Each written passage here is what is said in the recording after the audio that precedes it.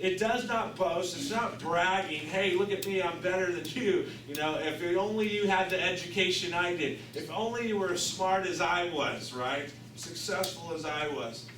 We let the other person be real. We allow them to make mistakes. Notice this passage in Hebrews 25. The church should be a place where people can come and just be real. Now, would you agree with that? Look up here for a second, guys. Would you agree that when you come to church, you should at least be honest? Yeah. Yes or no? Yes. Yeah. I think a lot of times we get into this habit of we've got to put on this perfect face. We've got to pretend we have it all together. But the reality is nobody has it all together. Nobody is perfect. And so the scripture says in Hebrews 10:25, you should not stay away from church meetings, as some of you are doing, but you should meet together and encourage each other. Now, when you walk out of here today, I hope that you're encouraged. Does that make sense? I think whenever you go to a church and you feel bad, worse than when you came in, that's not a really fun experience. And I got to be honest with you, I went to a church like that. When the people who were there, and basically they just yelled at us all the time, and I couldn't understand why, because we were here. And the church should be an encouraging place. Now let me just ask you a question. When you come to church, are you encouraging to somebody else? What do you think? Yeah? Hopefully. Notice what happens in 1 Peter 5:5. He tells us to clothe ourselves with humility towards one another. Be humble. Don't be so proud. Because God opposes the proud, but He gives grace to the humble. So let me ask you, are you an encourager, or do you like to compete against one another? I know all of you athletes, that is kind of in your nature to compete. You're always trying to get better. If that's what you played when you were younger, you're always trying to get better. But you cannot do that in a relationship. It will mess it up. Now notice the third characteristic on your outline. The A in healthy stands for this: accepting rather than rejecting. Healthy relationships learn to accept one another without saying, no, I'm going to reject you. Now, notice this verse. Let's read this out loud together. It says this: love is patient. It is not easily angered.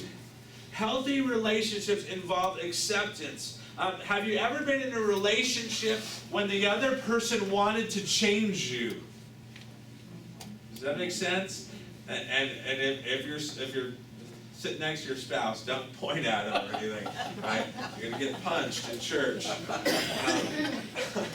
Or in a relationship that the other person wants to change you. They don't love you for you. They love you for some ideal they have, right? Now, I remember one time I took this girl out for dinner, right? I went on a date, believe it or not. Before I was married, I used to date. Not a lot, but I went out with this one girl. And we went out for steak dinner, right? I'm a college guy, and I'm spending all my money. I'm not eating in school, but I take this girl out for a steak dinner, and I don't know about you, but this is how I cut a steak. It's there, it's sitting on the plate. I like to cut that whole thing up into little pieces before I take the first bite. So I know that's not the way some people do it. But the girl I took out on a date, she kind of looked at me, and she's like, that's not right. That's not the right way you cut a steak. You're supposed to cut one piece at a time, and then you eat that, and then you cut your next piece. That's just weird that you're doing it like that. She later called to apologize after she walked home. That was rude. Okay, I did not leave her, but I did give her a hard time about it. Healthy relationships focus on accepting the others. Now, don't get me wrong. That does not mean you're perfect. right? Because nobody is. Did you hear the pastor? He said you have to accept me just the way I am. No, I did not say that. Now listen up. You are not perfect yet. You have not become everything that God wants you to be yet. I haven't either, right? All of us need to continue to work on this. It doesn't mean we tolerate bad behavior either. Now, let me give you an example of that. In an abusive relationship, where there's physical abuse, emotional abuse, that doesn't need to be tolerated. You don't tolerate that. In fact, if you ever find yourself in an abusive relationship, get out. If you're married or you have married friends, tell them to get out of that relationship. Get out of the home. Be safe. There's other things that you can do to work on that marriage besides staying in the home. Healthy relationships accept one another with the premise that we are trying to get better. Does that make sense? Notice this verse. This is what God does to us. In Psalm 103 it says, "As the Father has compassion on His children, so the Lord has compassion on those who fear Him. For He knows how we are formed." Now notice this. He remembers that we are dust. Right? He created Adam from the dust of the ground. He knows who we are. He knows that we blow it. God still accepts us. He still loves us. And He knows that we need to continue to grow in our faith. Now notice this next verse in John 15:12.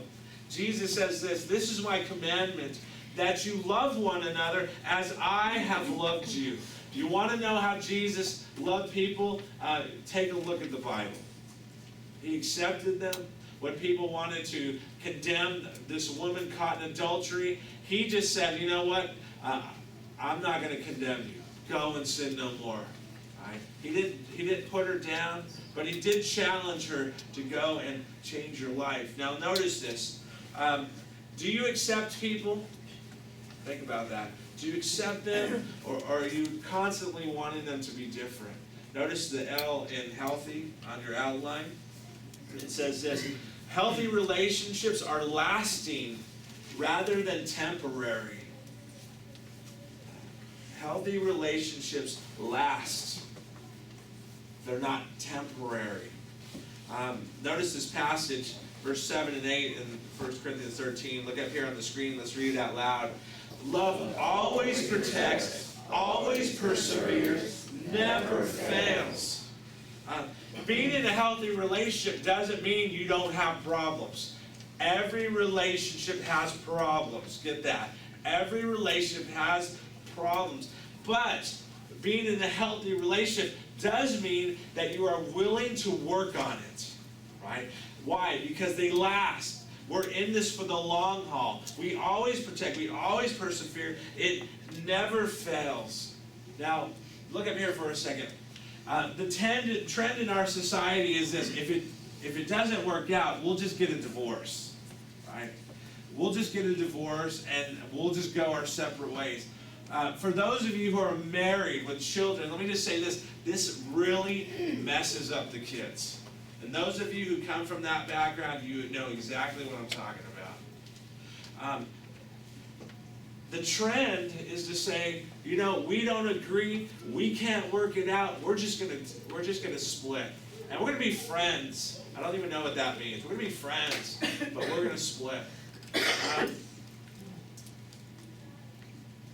In Jesus' day, people used to get divorced for anything.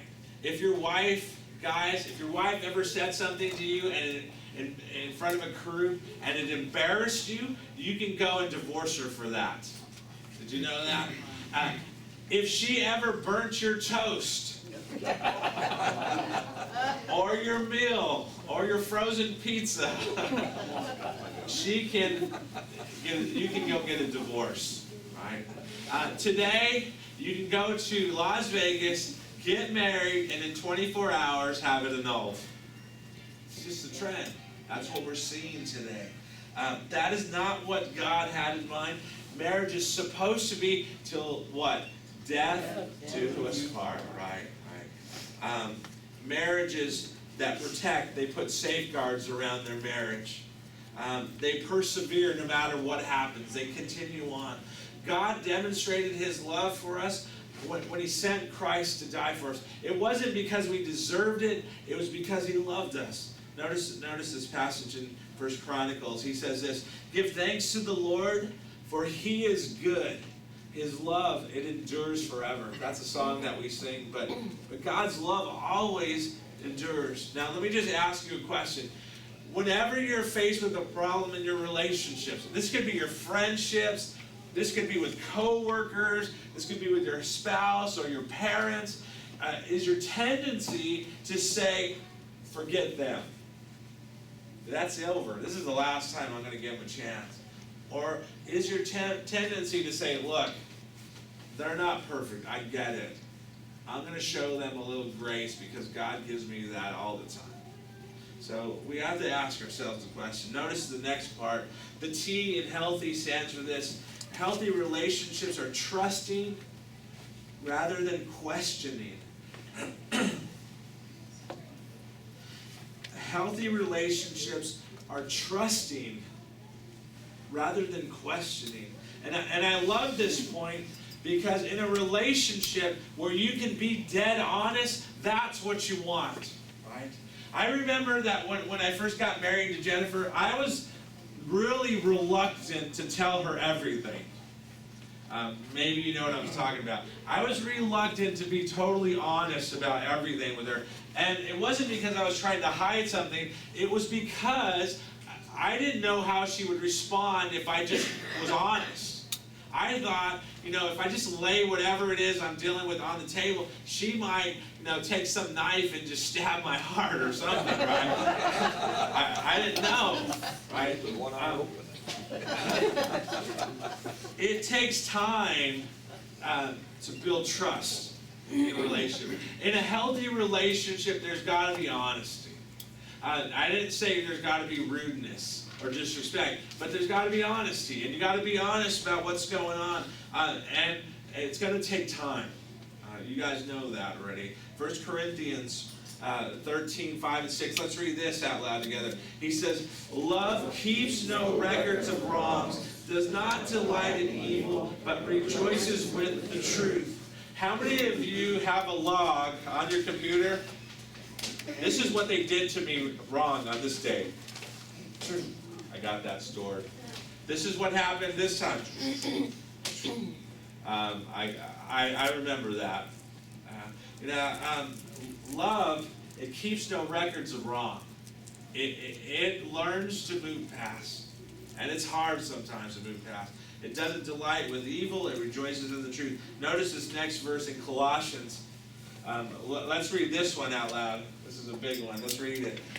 "Be gentle and ready to forgive. Never hold grudges. Remember, the Lord forgave you, so you must forgive others." Does it say you can if you want to? Or if you're in a good mood today, you can forgive them. Or if they give you 10 Hail Marys and 5 Our Fathers, right? My Catholic day, sorry. You must forgive them, it says. Why? Because God forgives us. God, that's hard. Notice the sixth thing, characteristic about healthy relationships. Healthy relationships are hopeful, sorry. They're helpful too. But they're hopeful rather than doubtful.